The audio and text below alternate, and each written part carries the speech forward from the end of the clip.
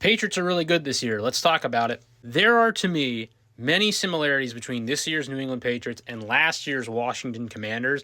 As a Commanders fan, I'd like to expand on that a little bit. I do not want to take away from the Patriots. I think they're a very good team, but they are playing a relatively soft schedule that they're taking advantage of. 9-2 is very impressive no matter who you play, but it is basically the same schedule Washington played last year. AFC North, NFC South, forced place schedule, and they're playing the AFC East, which has one other real team in it. In their case, it was the Bills. Last year for Washington, it was the Eagles. One of the big things the Patriots did this offseason, it's part of the reason why I thought they'd be a playoff team, and Washington did this year before, is they had a lot of holes in their roster, so they added a lot of veteran players in depth. They had a lot of draft picks. They added a lot of players to kind of fill in the rosters with competition that made it so that their depth would be solid enough to carry them above what people expected.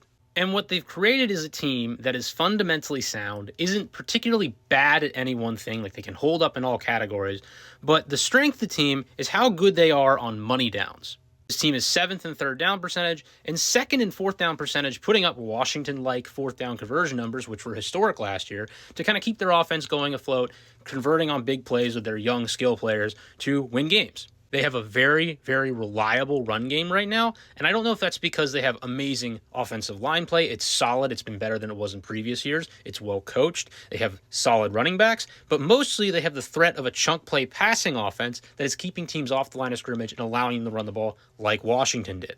And all of this has to be added to the fact you've got a young quarterback in Drake May having MVP-type season, growing before our very eyes, becoming one of the league's best. Also, a defensive-minded veteran coach who's known for his ability to get the best out of veteran players and also preaches things like protecting the football, tackling, running to the ball, fundamental stuff that gets football teams highly energetic for every game. And for that reason, I kind of expect this team to be a playoff team that belongs and will at least play a close game in the playoffs and probably win a playoff game, but maybe not multiple. And I would be a little surprised if they won the Super Bowl, which is kind of where I was with the Commanders entering last year's postseason. And going forward to kind of replicate the success that they've had this year, which I think they can despite maybe the schedule getting harder next year, I think they need to emphasize their building blocks.